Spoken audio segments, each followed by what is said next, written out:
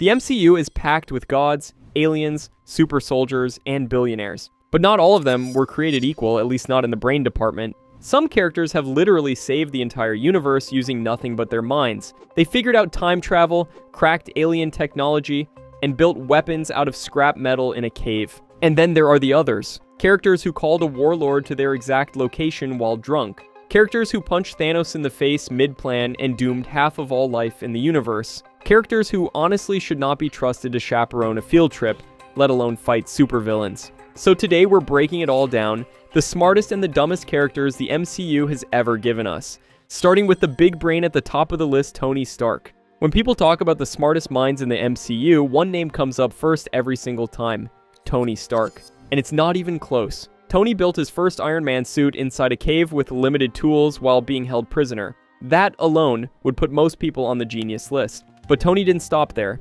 He kept building, kept upgrading, and kept pushing science forward in ways no one else could match. Over the course of his MCU run, he created dozens of Iron Man suits, each one more advanced than the last. He developed artificial intelligence. He helped design the nano gauntlet that brought back half of all life wiped out by Thanos. And then, when the mission required it, he cracked time travel, something that had stumped Bruce Banner for 5 years, overnight, on a whiteboard, in his garage. When did you become an expert in thermonuclear astrophysics? Last night. The packet, Sobek's notes, the extraction theory papers. Am I the only one who did the reading? Fans estimate Tony's MCU IQ sits somewhere between 180 and 200. Some put it even higher. It's the casualness of his genius that gets me the most. He's literally like, yeah, I just did that. He's a polymath, fluent in engineering, artificial intelligence, physics, and biology. He built tech that adapted to magic. He flew into space. He fought a god. And in the end, the greatest thing Tony Stark's intelligence ever produced wasn't a suit or a weapon. It was a plan. 5 words snapped into reality and the universe was saved. Tony was the smartest person in any room he walked into. But while Tony's brain saved the universe, our next character's lack of one almost destroyed the mission before it even started. Drax is strong and loyal. He would throw himself into battle without hesitation. He is also one of the least strategically gifted characters in the entire MCU, and the movies have proven it over and over. The moment that defined him came in the first Guardians of the Galaxy. While the rest of the team was trying to offload the Power Stone to the Collector at nowhere, Drax was left alone for a little too long. So what did he do? He found a communication hub and personally called Ronan the Accuser, the highly trained Kree warlord responsible for murdering his family, and challenged him to come fight. I shall meet my foe and destroy him. You called Ronan? Nobody was ready. Nobody had a plan. Ronan showed up immediately, beat Drax to a pulp, and his crew grabbed the Power Stone in the chaos. Even Rocket, who is not exactly known for calm, measured thinking, was stunned. That's the thing about Drax. His dumbness isn't just physical recklessness. He genuinely does not think before he acts. He doesn't understand metaphors, misses sarcasm completely, and processes the world in a way that routinely makes already bad situations significantly worse. Back for her. And when he does, that's when you... Why would I put my finger on his throat? What? Fans have debated for years whether Drax is actually unintelligent or just culturally different, but calling a genocidal warlord to your location, drunk, unprepared, with no backup plan, is pretty hard to defend regardless of cultural context. Drax has a huge heart, but that heart does not come with the brain attached. And if Drax proves that power without thought is dangerous, our next character shows what happens when someone has both, at a level that makes even Tony Stark look ordinary. If Tony Stark is the smartest human on Earth in the MCU, Reed Richards is the conversation that happens above that level entirely. Reed Richards, Mr. Fantastic, is widely considered the most intelligent character in the Marvel Universe, period. His intellect doesn't just cover one field, it covers all of them. Physics, engineering, biology, dimensional theory, temporal mechanics. Reed operates at a level most characters can't even begin to comprehend. In the comics, when Tony Stark once temporarily gained the power cosmic and raised the intelligence of every person on Earth to his own level, Reed Richards actually got dumber. That tells you everything you need to know. In the MCU, we got our first real look at Reed in Doctor Strange in the Multiverse of Madness, where John Krasinski portrayed him as part of the Illuminati, a council of the most powerful and brilliant minds across realities. He was calm, precise, measured, and clearly operating on a completely different intellectual plane than everyone else in the room. Fans immediately noticed how differently Reed processed his situation. Tony's knowledge seems limited to engineering and math, yes, at the very highest level, but Reed has that plus biochemistry and extreme astrology knowledge. The bigger MCU debut of Reed Richards in the Fantastic Four is one of the most anticipated moments in recent memory. Fans who know the comics understand that when Reed arrives properly, the entire conversation about who the smartest character in the MCU is will need to be restarted from scratch. Reed Richards isn't just book smart, he operates on a universal level, and the MCU hasn't even scratched the surface yet. But while Reed stays calm and calculates, our next character had the solution right in his hands and threw it all away with one punch. Peter Quill has done a lot of good things over his MCU career. He helped save the galaxy, he danced to distract Ronan, he built a team out of misfits and turned them into heroes, and then there's Avengers Infinity War. In what is genuinely one of the most maddening moments in MCU history, Star-Lord came within seconds of saving the entire universe, and then threw it all away with one decision. Here's what happened. On the planet of Titan, a team that included Iron Man, Spider-Man, Doctor Strange, Drax, and Mantis managed to subdue Thanos. They had the Infinity Gauntlet halfway off. They were seconds away from pulling it free and ending everything right there. Then Star-Lord asked Thanos where Gamora was, learned she was dead, and started punching him in the face. Thanos broke free, got the Time Stone, and snapped half the universe out of existence. Fans were furious, and rightfully so. The frustration wasn't just that Quill acted emotionally, it was that he knew the stakes. He understood what a loss would mean, and he still chose the punch. It was so frustrating to watch that plan fail. Quill has never been the sharpest tool in the shed. He grew up alone in space, raised by Yondu, eating junk food and listening to mixtapes. But this moment wasn't just impulsive, it was galaxy-endingly catastrophic. Half of all life in the universe disappeared because Star-Lord couldn't hold it together for 30 more seconds. That's a legacy that sticks. Before we continue, if you're enjoying this breakdown so far, hit that subscribe button right now. We drop videos like this all the time, and you don't want to miss what's coming next. It only takes a second, and it helps us keep bringing you content like this. Alright, let's get back to it. And we're jumping straight back to the smart side, with a princess who made a room full of geniuses look like they needed to catch up. When Shuri looked at Bruce Banner's work on removing the Mind Stone from Vision's head, paused and said she could do it better, she wasn't being arrogant. She was just right. Shuri is the most brilliant mind in the most technologically advanced nation on the planet. That alone would make her exceptional. But what sets Shuri apart is that she proved her intelligence isn't just about having access to vibranium. She sees solutions others can't. In a single scene in Avengers Infinity War, she identified a flaw in Bruce Banner's approach to detaching the Mind Stone without killing Vision, something the man with 7 PhDs hadn't been able to crack. She proposed a better method instantly. Yes, but there are more than 2 trillion neurons here. One misalignment could cause a cascade of circuit failures. It'll take time, brother. As long as you can give... In the MCU, that moment quietly established something fans hadn't expected. Shuri might be operating at a level above almost everyone else on Earth. Banner's reaction when a 17-year-old beats your 7 PhDs. Shuri designed Wakanda's entire defense grid, transportation systems, and military technology. She built the Black Panther suit out of vibranium nanotechnology. She developed sonic weapons, cloaking systems, and medical tech years ahead of anything the outside world had access to.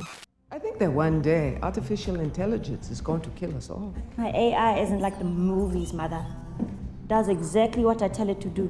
In Black Panther, Wakanda Forever, she stepped into an even bigger role, not just as a scientist, but as a strategist and leader. She figured out how to take down Namor by dehydrating him. Cold, calculated, effective. Fans have debated for years whether Shuri surpasses Tony Stark. She's younger, hungrier, and still growing. I would vote for Shuri because she built a nanotech supersuit before Stark did, and she's at least 30 years younger. Tony may have had more experience, but in raw intelligence, the gap is smaller than most people want to admit. But while Shuri keeps getting sharper, our next character peaked somewhere in the 1980s and has spent every year since loudly insisting otherwise. Alexei Shostakov is Russia's answer to Captain America, a super soldier, a trained spy, a man who, by all accounts, should be a disciplined, battle-hardened professional. Instead, he's one of the most comically delusional characters in the MCU. When we meet Alexei in Black Widow, He's sitting in a Russian prison, arm wrestling inmates and telling anyone who'll listen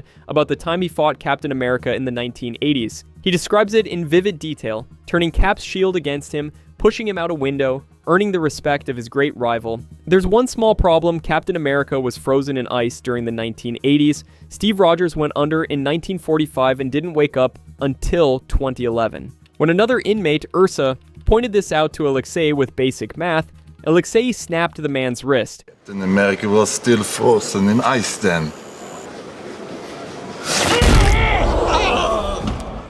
His response to being proven wrong was to break someone's arm. Don't ever call a super soldier a liar in an arm wrestling match. It's bad for your health. David Harbour, who plays Alexei, explained that the character doesn't even know he's lying. He believes his own stories completely, a condition sometimes called confabulation. The problem is that confabulation combined with super soldier strength is a dangerous combination. After escaping prison, the first thing Alexei did was squeeze back into his old Red Guardian costume, which very clearly no longer fit, and announce "still fits" to nobody's agreement. He later asked Natasha whether Captain America had ever mentioned him. Natasha had worked alongside Steve for years. Cap had never once brought up Alexei. Alexei remains blissfully unaware of this, and while Alexei lives comfortably in his own fantasy, our next character spent years battling a very real nightmare, and came out the other side with 7 PhDs and a resume nobody can touch. Bruce Banner has 7 PhDs. Thor name-dropped that fact in Ragnarok like it was a casual piece of trivia, and the audience spent the next few seconds quietly processing it.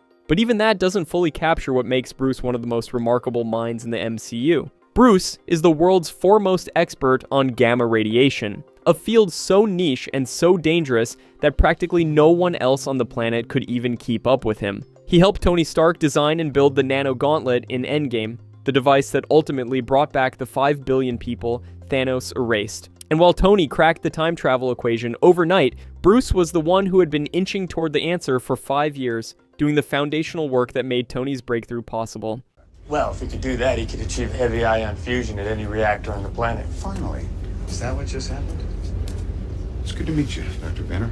And I'm a huge fan of the way you lose control and turn into an enormous green rage. What's fascinating about Bruce is that his intelligence isn't loud. Tony Stark makes sure every room knows he's the smartest person in it. Bruce tends to hang back, collaborate, and let the work speak for itself. In Infinity War, Shuri was able to move past a particular problem Bruce couldn't solve, but fans often gloss over how close Bruce was to solving it himself. He wasn't stuck because he wasn't smart enough. He was stuck because the problem was genuinely at the edge of known science. Bruce also achieved something no one else in the MCU has managed. He successfully merged his two selves, Banner's mind and the Hulk's body, into one functional being. Smart Hulk isn't just a cool concept, it's a scientific and psychological achievement that took years to pull off. But while Bruce quietly built one of the most impressive records in the MCU, our next character put all his energy into picking a name and still got it completely wrong. There are bad villains in the MCU, there are arrogant villains, there are villains who make questionable decisions that ultimately lead to their own downfall,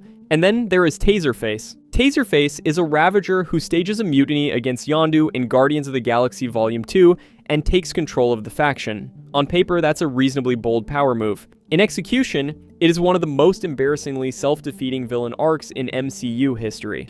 Let's start with the name. He chose it himself. He genuinely believed the name Taserface would inspire fear in his enemies. Instead, when he introduced himself, Rocket Raccoon burst into uncontrollable laughter and could not stop. Even in the middle of a tense standoff, the name was just too funny to take seriously. For it is a name what strikes fear into the hearts of anyone what hears it. Okay. But the name was just the beginning. After capturing Yondu and taking control of the ship, Taserface made the crucial decision to leave Yondu alive. He also left Baby Groot alive, a member of the Guardians of the Galaxy.